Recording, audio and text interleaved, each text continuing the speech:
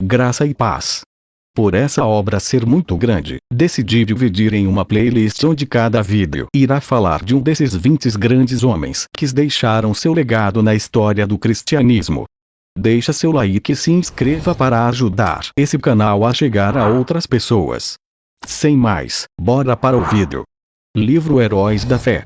Autor Orlando S. Bower. 20 homens extraordinários que incendiaram o mundo. Pastor Si, amado líder chinês, 1836 a 1896. Acontecera o impossível e toda a população se condoía de tal tragédia. O senhor Si, cidadão respeitado por todos, tornara-se crente. Fazia 2 anos que um pregador da nova religião pregava na província de Shanxi.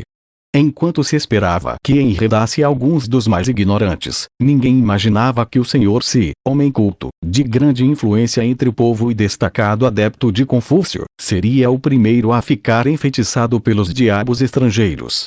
Não havia entre o povo quem odiasse tanto os estrangeiros como o senhor Si. Mas, de repente, eis que ele estava ligado em espírito a um missionário. Abandonara todos os ídolos. Dizia-se que os queimara. Deixara de adorar as tábuas ancestrais. Não havia mais o cheiro de incenso na sua casa. E o que era ainda mais estranho, o senhor Se desistira de fumar ópio. Os velhos recordavam que Shanxi fora uma das províncias mais prósperas da China e contavam como fora introduzido fumo estrangeiro, isto é, o ópio. O vício se tornara tão generalizado que todo o povo estava reduzido à maior pobreza. Nem mesmo os mais velhos se recordavam de alguém habituado a fumar ópio que, no decorrer dos anos, se libertasse do vício. Contudo, o erudito Se abandonara, por completo, seu aparelho de fumar e parecia não sentir a ânsia que sentem os que são privados da droga entorpecente. O tempo que passara outrora preparando e fumando o ópio, ele agora o empregava nas práticas, para eles estranhas, da nova religião. Dia e noite o recém-convertido se aplicava ao estudo dos livros dos estrangeiros. Às vezes cantava de uma maneira singular e outras vezes de joelhos e, com os olhos fechados, falava ao Deus dos estrangeiros, o Deus que ninguém via e que não tinha santuário para localizar-se. Dia após dia a senhora Si notava a grande transformação da vida do marido e começou a abandonar o intenso ódio que sentiu quando ele se converteu. Ao acordar-se de noite, via-o absorto, lendo o precioso livro dos livros, ou ajoelhado suplicando ao Deus invisível, que sentia estar presente. A persistência do homem em ajuntar todos os membros da família diariamente para os cultos estranhos, foi tal, que ganhou, também, sua esposa para Cristo. Para o crente Si, Satanás era o temível adversário que realmente é, sempre incansável e constantemente espreitando para derrubar e destruir os crentes. Contudo, para ele o poder de Cristo era igualmente real e se saía mais que vencedor em todas as dificuldades. Considerava a oração indispensável e não muito depois de se converter chegou a reconhecer o valor de jejuar para melhor orar.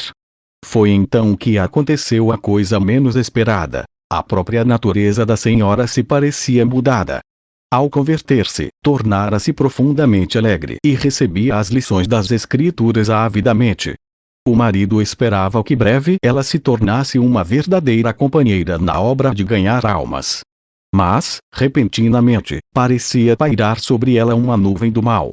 Apesar de todos os esforços, sentia-se levada, contra a própria vontade, a praticar tudo quanto o diabo sugerisse. Caía, especialmente na hora de culto doméstico, com ataques violentos de cólera. O povo então dizia: o Si e sua esposa estão ceifando o que semearam. E, como afirmamos desde o começo, uma doutrina do diabo e agora a senhora Si está possuída de demônios. Durante algum tempo o inimigo das almas parecia invencível. A senhora Si, apesar de todas as orações dos crentes, continuava a definhar, ficando quase sem forças. Nesta altura, Si, confiando no poder de Deus, chamou todos os membros da família para jejuarem e dedicarem-se à oração. Depois de orarem 3 dias e 3 noites seguidas, em jejum, Si, sentindo-se fraco no físico, mas forte no espírito, pôs as mãos sobre a cabeça da esposa e ordenou, em nome de Jesus, que os espíritos imundos saíssem para nunca mais a atormentarem. A cura da senhora se foi tão notável e completa que houve grande repercussão em toda a cidade. O povo reconhecera o poder dos demônios sobre o corpo e ali, diante dos olhos, estava agora a prova de um poder maior do que o do diabo. Mas foi o Senhor, se, mais que qualquer outra pessoa, que se aproveitou dessa sensacional maravilha.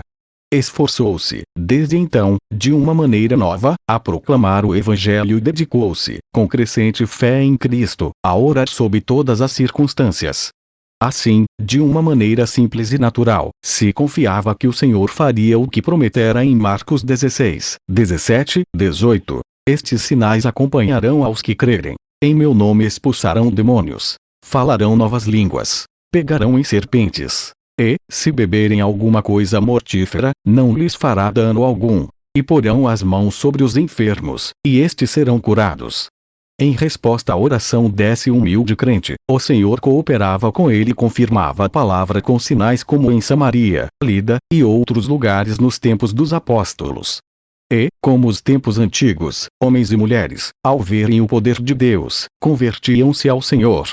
Nunca antes houve alguém para contrariar a Satanás em toda a província de Shanxi. Portanto, não é de admirar que então ele se enfurecesse.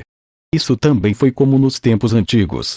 A perseguição, entretanto, se tornou mais e mais severa até que, por fim, o povo planejou, ao tempo de uma grande festa pagã, passar cordas por cima dos caibros nos templos idólatras e pendurar todos os crentes pelas mãos até que se retratassem e negassem a fé na religião dos estrangeiros.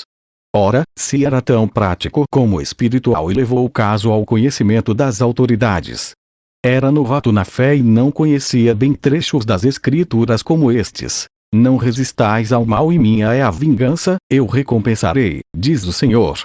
Fez tão grande alvoroço perante um mandarim que este, para se ver livre do homem, mandou soldados para defenderem os crentes.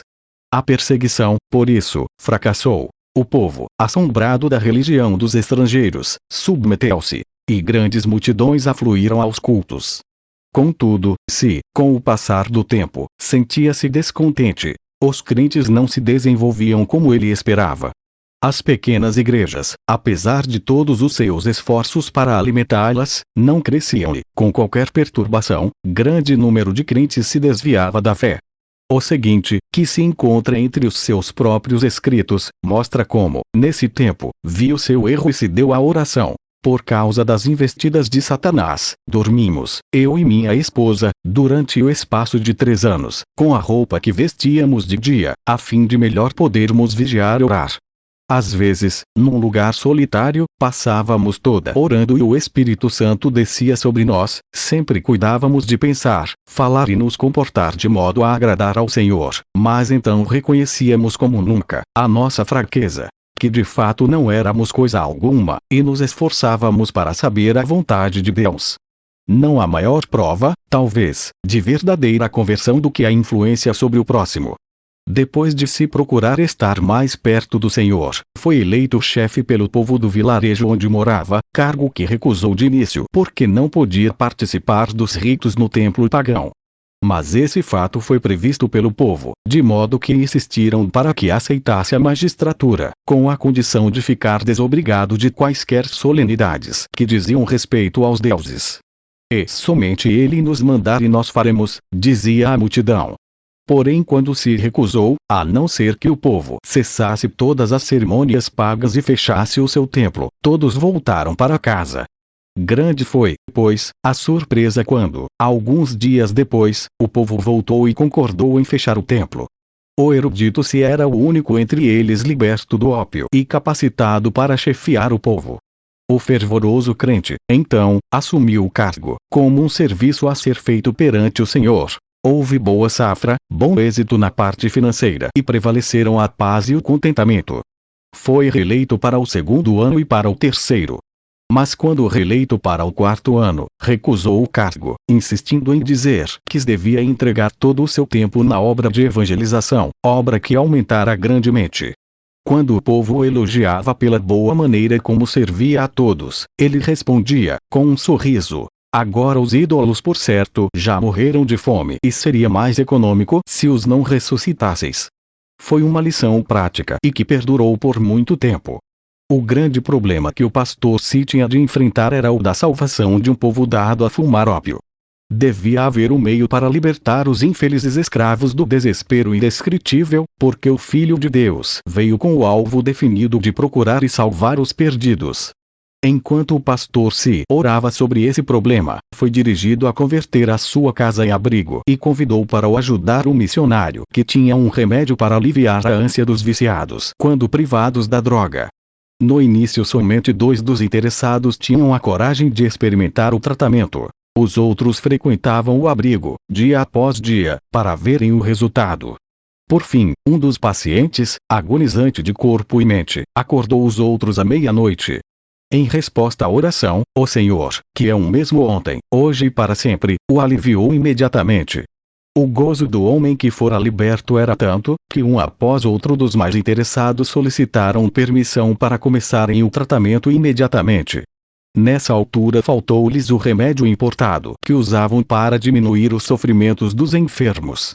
Acerca disso, assim escreveu o fervoroso Si: em oração e jejum permaneci perante o Senhor, rogando que me mostrasse quais os ingredientes necessários e me fortalecesse e ajudasse a preparar as pílulas para aliviar os que sofriam. Para distrair os pacientes e aproveitar o ensejo, o missionário ensinava-lhes hinos e passagens da Bíblia. Realizava cultos 2 vezes por dia e fazia os interessados repetir, hora após hora, trechos das Escrituras. Quando lhes faltava outro recurso, recorriam às pílulas preparadas pelo pastor Si, as quais faziam o mesmo efeito do remédio importado. Contudo, o fiel Si não confiava nas pílulas, nem as fabricava sem antes jejuar e orar. Costumava, ao fabricar as pílulas, passar o dia inteiro jejuando. Às vezes, de tarde, estando demasiadamente cansado para continuar de pé, saía para passar alguns minutos perante Deus. Senhor, é a tua obra. Dá-me a tua força, era o seu pedido e sempre voltava renovado como se tivesse comido e descansado. Um dos segredos do incrível êxito do pastor Si, na obra do abrigo, era a audácia do seu amor para com os infelicitados cativos do vício do ópio. Amor que o levou a persistir e sacrificar tudo por eles. Quando caíam em alguma falta, ou mesmo tramavam para o derrubar, suportava tudo como somente o amor sabe suportar. Quanto mais o pastor Si orava, tanto mais Deus aumentava a obra. E quanto mais crescia a obra, tanto mais ele sentia o anelo de orar. Em vez de ficar escravizado pelas inumeráveis obrigações, deliberadamente dedicava horas e mesmo dias, frequentemente em jejum, para orar perante o Senhor, a fim de saber a sua vontade e receber da sua plenitude. Certo dia, quando assim orava, o Senhor o impressionou profundamente acerca do povo da cidade de Shaoxing, que vivia e morria sem saber o caminho da salvação. Mas como podia ele abrir outro abrigo em uma cidade da qual não conhecia os costumes? Como podia arranjar tempo? Porém, enquanto orava, o Senhor lhe disse: todo o poder me é dado. Mas como podia ir, sem recursos? Não possuía dinheiro suficiente para pagar a passagem até aquela cidade. Continuou a orar, o Senhor continuou a aplainar as dificuldades. Dinheiro. Era de dinheiro que precisava para abrir os corações e ganhar almas. Se o Senhor chamava, não supriria ele todo o necessário. Os muros de Jericó não caíram rentes ao chão, sem a intervenção de mãos humanas.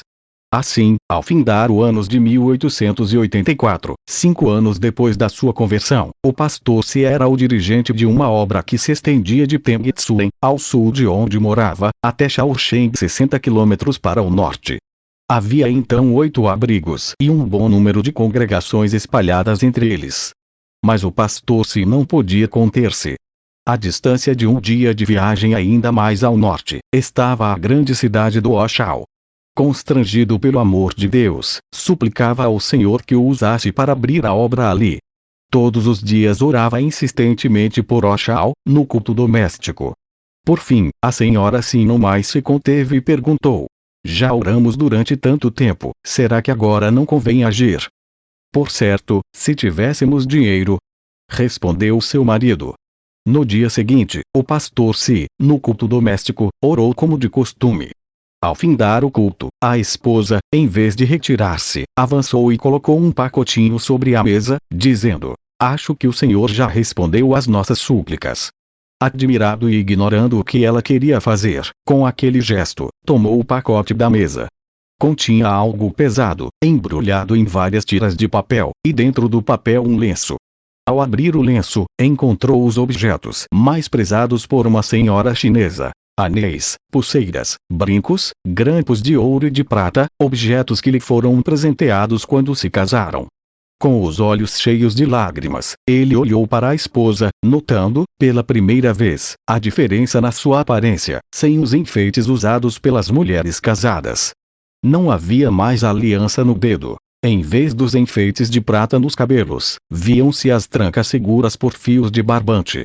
Quando ele quis recusar a oferta, ela insistia alegremente, dizendo: "Não faz mal. Posso dispensar essas coisas. Oxal deve ter o evangelho." O pastor aceitou a oferta de sua esposa, oferta que representava profundo sacrifício, mas era suficiente para abrir o abrigo, que logo se tornou um centro de luz e bênção na grande cidade. Depois de abrir o trabalho em Oxal, realizou-se uma convenção na qual foram batizados 70 dos novos convertidos. O poder de Deus era tal e a assistência tão grande a essas reuniões que foi necessário realizar os cultos ao ar livre, apesar das grandes chuvas. Isso aconteceu após um grande período de seca, e os crentes não queriam orar ao Senhor que retivesse a chuva. Certo moço endemoniado, do abrigo de Shaoxing, assistiu a essa convenção. Ao cair o poder de Deus sobre os cultos, ele se tornou violento, tentando destruir-se e ferir as pessoas que estavam em redor. Quando o pastor se aproximou, o moço deixou de gritar e de lutar. Os homens que o seguravam, disseram: "Ele está bom. Agora está bom. O espírito já saiu." O pastor, contudo, não se enganou. Pondo as mãos sobre a cabeça do moço, orou com instância, no nome de Jesus. Houve alívio imediato e quando o pastor se retirou o moço parecia completamente liberto. Certo crente, comovido ao presenciar tudo isso, tirou $50 do bolso e disse ao pastor: "Aceite isso. Sei que as despesas da obra são grandes." O pastor, surpreendido, aceitou o dinheiro, mas ao pensar sobre o caso, sentiu-se turbado. A importância era muito elevada e aceitara sem pedir conselho ao Senhor. Retirou-se imediatamente para levar o caso a Deus. Apenas tinha começado a orar, chegou um crente, apressadamente. O endemoniado estava mais violento do que nunca, e os homens não podiam segurá-lo. Ao chegar o pastor à presença do moço, o espírito clamou: "Podes vir, mas não te temo mais. Pareces tão elevado como os céus, mas agora és baixo, vil e insignificante. Não mais tens poder para me domar." O pastor, reconhecendo que perdera a fé e o poder, ao aceitar o dinheiro, dirigiu-se ao crente que lhe o dera, enquanto o infeliz endemoniado blasfemava em alta voz. Devolveu toda a importância, explicando como, ao receber o dinheiro, perdera seu contato com Deus. Depois, com as mãos vazias, mas com o coração cheio de gozo, voltou novamente para onde estava a multidão alvoroçada. O moço continuava furioso, porém o pastor estava em contato com o mestre. Calmamente, e em nome de Jesus, ordenou ao espírito que se calasse e saísse. O moço deu um grito, foi lançado ao chão pelo demônio, onde ficou alguns minutos contorcendo-se em dores agonizantes.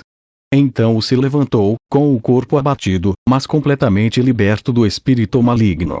Certo missionário escreveu o seguinte acerca de si: "O pastor se era perenemente alegre, servia ao próximo incansavelmente, tratava a todas as pessoas com a maior delicadeza. Nunca se comportou levianamente, nem desperdiçou o tempo em assuntos desnecessários. Ganhar almas era a paixão da sua vida, era impossível estar com o pastor sem orar. Seu instinto em tudo era o de olhar para Deus. Muito antes de clarear o dia, ouvia-o, no seu quarto orando e cantando horas a fio. A oração se parecia com a atmosfera em que vivia e ele esperava e recebia de Deus as mais destacadas respostas. Lembro-me de que certa vez, quando viajava com ele, hospedamo-nos em uma pequena pensão. Foi procurado por uma mulher que tinha uma criança de colo enferma e que sofria muito. Homens e mulheres em todos os lugares por onde ele passava também o procuravam. Reconheciam que era homem de Deus e que podia socorrer-los. O pastor se imediatamente ficou em pé, cumprimentou a mulher com o filhinho, tomou-o mesmo nos braços e orou pedindo a Deus que o curasse. A mulher, grandemente consolada, partiu. Algumas horas depois viu um menino são, correndo e brincando. Tais acontecimentos eram comuns. Nunca me esquecerei da convenção realizada em Pingvang. Ao aproximarmos-nos do local, durante a noite, ouvi os crentes chorando e orando em voz baixa. Ali estava o querido pastor Si juntamente com um grande número de irmãos, todos ajoelhados, clamando ao Senhor e suplicando que salvasse seus parentes e amigos. Acreditavam no poder da oração, e se dedicavam à intercessão. Durante todo o inverno, o pastor Si esteve sob o poder do Espírito e transmitia esse poder ao próximo. Quando encontrava um auxiliar passando por alguma prova, jejuava, orava e impunha-lhe as mãos. O resultado era que, geralmente, os auxiliares recebiam o mesmo poder. Nesse tempo, também havia grande falta de sujeição à palavra de Deus. O pastor Si, porém, em tudo entregava-se à oração. No decorrer dos anos, tornou-se poderoso em expor as Escrituras. A força e a resistência que manifestava sob provações físicas e mentais eram extraordinárias. Recebia virtude de Deus para realizar a obra divina. Quando já velho, podia andar 45 quilômetros de uma vez, e depois de jejuar por 2 dias seguidos, podia ainda batizar 50 pessoas sem descansar, e sem interrupção. Por fim, com a idade de 60 anos, no meio da lida desta vida, Deus o chamou. Na mesma sala onde, antes da sua conversão fumava ópio, passou alguns meses de cama, sem qualquer sofrimento, apenas com as forças quase completamente esgotadas. Ao fechar os olhos aqui no mundo, na manhã do dia 19 de fevereiro de 1896, para ir estar na presença de seu Senhor, centenas de seus filhos na fé, que o amavam ardentemente, não puderam mais conter-se, rompendo em grande choro e fortes soluços. Durante a vida aqui entregou tudo ao Senhor. Para ele, não existia coisa demasiado preciosa, que não pudesse usá-la para o seu Jesus. Não havia labor árduo demais, se pudesse ganhar uma alma pela qual seu Salvador morrera. Nunca encontrou cruz pesada, se pudesse levá-la por amor de Cristo. Jamais julgou o caminho difícil, tratando-se de seguir as pisadas de seu mestre. Assim o fiel pastor se foi promovido para fazer serviço mais alto, mais sublime, para estar em mais íntima ligação com Jesus. A obra pioneira que deixou em Shaoying, Tengtsulen, Oshao, Taiwan, Pinggang e dezenas de outros lugares, é como pujante fortaleza e como resplandecente farol, dissipando as trevas do paganismo na China. Os abrigos e as igrejas fundados nesses lugares permanecem como um imponente monumento à sua memória. Clique no card acima para o próximo vídeo. Iremos falar de D.L. Moody.